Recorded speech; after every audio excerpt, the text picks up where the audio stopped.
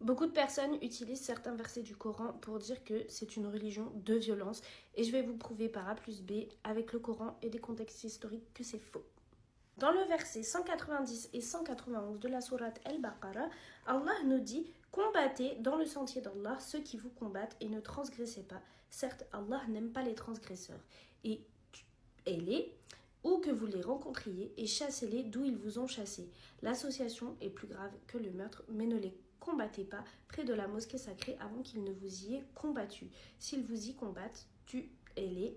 Donc, telle est la rétribution des mécréants. » Ce verset a été révélé une fois que les musulmans ont migré à Médine et ont été attaqués par d'autres tribus qui faisaient que des attaques répétées. Il s'agit donc là d'un verset défensif qui vise à protéger la communauté musulmane. Et il ne s'agit pas d'attaquer simplement quelqu'un qui n'est pas musulman. L'expression dans ce verset « ceux qui vous combattent » fait référence à ceux qui ont violé le traité de paix qui était entre les musulmans et les mécréants et qui se sont attaqués aux musulmans sans raison valable.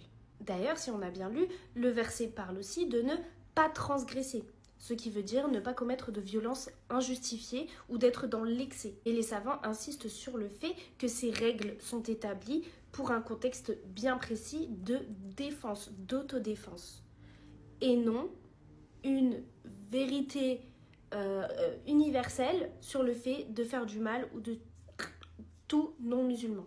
Souvent, ce verset est utilisé hors contexte pour faire du tort à l'islam et faire croire que c'est une religion de violence. Mais quand on regarde le Coran, on voit bien qu'il insiste bien plus sur la paix, la justice et l'entente entre tous. Je vais vous prouver maintenant avec des versets que l'islam prône bien plus la paix que la violence. La sourate Al-Muntahama, verset 8, Allah nous dit « Allah ne vous défend pas d'être bienfaisant et équitable envers ceux qui ne vous ont pas combattu pour la religion et ne vous ont pas chassé de vos demeures, car Allah aime les équitables. » On peut donc être juste et bienveillant envers les non-musulmans à partir du moment où ils ne nous attaquent pas et ne nous font pas de mal. Et ici, ça illustre bien la possibilité d'une vie ensemble, équitable et juste. Dans la sourate An-Nahl, verset 125, Allah dit « Par la sagesse et la bonne exhortation, appelle les gens au sentier de ton Seigneur et discute avec eux de la meilleure façon,